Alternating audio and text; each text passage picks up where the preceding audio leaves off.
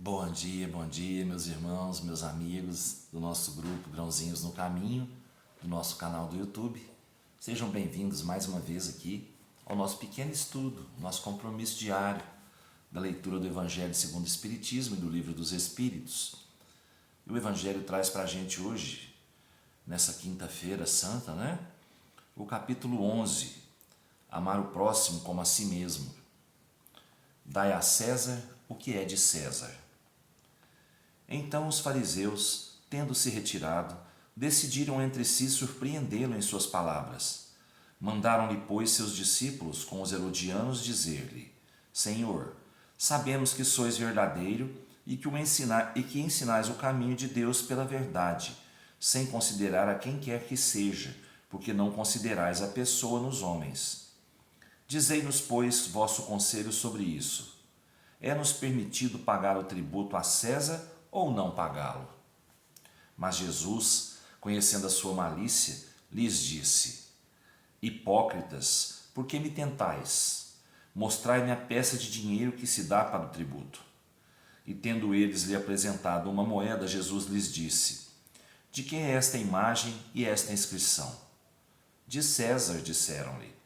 Então Jesus lhes respondeu: Dai, pois, a César o que é de César, e a Deus o que é de Deus.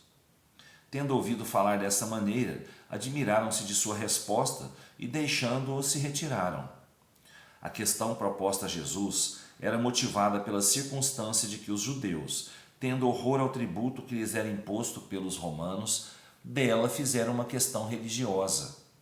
Um partido numeroso se formara para repelir o imposto. O pagamento do tributo era, pois, para eles uma questão irritante e atual, sem a qual a pergunta feita a Jesus: é-nos permitido pagar ou não pagá-lo o tributo a César? Não teria nenhum sentido. Essa questão era uma armadilha, porque, de acordo com a sua resposta, esperavam excitar contra ele seja a autoridade romana ou os judeus dissidentes. Mas Jesus, conhecendo a sua malícia, evita a dificuldade, dando-lhes uma lição de justiça, dizendo-lhes para restituírem a cada um o que lhe era devido. Essa máxima, dai a César o que é de César, não deve ser entendida de uma forma restritiva e absoluta. Como todos os ensinamentos de Jesus, é um princípio geral resumido sob uma forma prática e usual e deduzida de uma circunstância particular. Esse princípio é uma consequência daquele que manda agir para com os outros como quereríamos que os outros agissem para conosco. Ele condena todo o prejuízo material e moral acarretado a outrem, toda violação dos seus interesses. Prescreve o respeito dos direitos de cada um, como cada um deseja que se respeite os seus. Estende-se ao cumprimento dos deveres contraídos para com a família, a sociedade, a autoridade, assim como para com os indivíduos. Muito bem, dai a César o que é de César e a Deus o que é de Deus. Jesus disse aqui para a gente simplesmente: vamos respeitar os limites de cada um, Vamos fazer ao próximo o que nós queremos que seja feito com a gente. Mais uma vez, Mais uma vez. Dai a César o que é de César, a Deus o que é de Deus. Respeitai as leis humanas e respeitai as leis de Deus. Então, é simples. Nós estamos aqui encarnados, nesse planeta, nesse país, nessa cidade. Nós temos leis humanas a cumprir, a respeitar. Não é? Todos são iguais perante a lei, teoricamente. Mas nós temos as leis divinas, que têm que ser respeitadas, porque quem criou a gente quer que nós sigamos, de acordo com as suas orientações, de acordo com a sua lei. Nosso Pai maior exige da gente né, o respeito a essas leis. E qual é a lei maior? Amar ao próximo como a si mesmo. Não é? Então, vamos fazer para o próximo o que a gente quer que seja feito para a gente. Respeitando todos os limites da humanidade e os limites divinos. Limites divinos não existem, né? Porque Deus é onipotente. Então, para Ele não tem limites, mas para nós temos que aprender até onde chega o nosso, nesse respeito à lei divina. A lei humana, somos todos obrigados a segui-la, não é? Então, por que não seguir a lei divina também?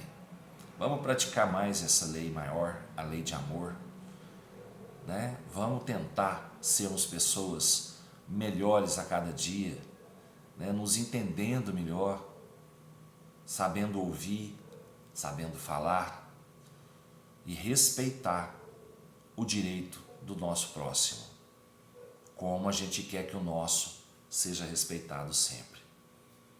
Então vamos lá, né, gente? Seguindo sempre as leis, sendo pessoas melhores, nós vamos caminhando, vamos progredindo com a graça de Deus. Bom, o que eu tinha para falar sobre o Evangelho era isso hoje, né, pessoal? Cada um busque para si, lendo novamente, fazendo a releitura desse trecho do Evangelho, do capítulo 11, e buscando aplicar um pouquinho daquilo que a gente está falando todo dia. Levar ao próximo o que a gente quer que seja trazido para a gente. O Livro dos Espíritos traz para a gente hoje, ainda no capítulo 6, né? Vida espírita, lembrança da existência corporal, a questão 305. A lembrança da existência corporal se apresenta ao espírito de maneira completa e inopinada depois da morte? Não, ele a revê pouco a pouco, como alguma coisa surgindo do nevoeiro, e à medida que fixa nisso a sua atenção. Quer dizer, o espírito, quando desencarna, ele não vai ter imediatamente a lembrança da sua vida corporal, de nenhuma de suas vidas corporais. Ele vai, à medida do tempo, vendo alguma coisa aparecer para ele. Como o livro disse, é como se estivesse num nevoeiro denso, e à medida que fosse caminhando por esse nevoeiro fosse se dissipando, e ele ia ter condição de ver. Então, agora, quando o espírito desencarna, ele fica nesse estado meio que confuso, né? E à medida que o tempo vai passando, ele vai tendo a oportunidade de se lembrar de tudo que viveu nessa vida corporal e nas outras que já passou.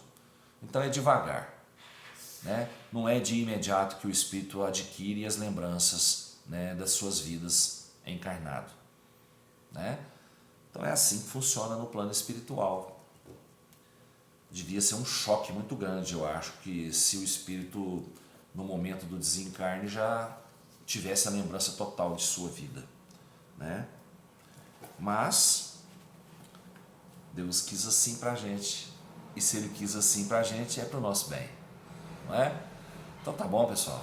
Então, desejo a todos uma ótima quinta-feira, véspera de feriado, um feriado santo, né, para a Igreja Católica, para várias religiões, e não porque a nossa também, né, porque afinal de contas, Jesus Cristo, o nosso irmão maior, veio aqui para deixar para a gente um ensinamento muito grande, né, e até hoje estamos aí estudando suas palavras, né, para entender um pouquinho mais, né, com a ajuda dos nossos amigos espirituais, as suas lições, não é? Então tá, vamos refletir um pouquinho, aproveitar quem está tranquilo em casa, quem não vai trabalhar, refletir um pouquinho sobre essa data, sobre os acontecimentos de 2020 e poucos anos atrás, né? Vamos refletir um pouquinho se nós estamos no caminho, e se não estivermos no caminho, vamos procurar trilhar esse caminho certo, não é? Fiquem com Deus, uma ótima quinta, até amanhã, se Deus quiser, e eu tenho certeza que Ele quer. Beijo no coração, pessoal.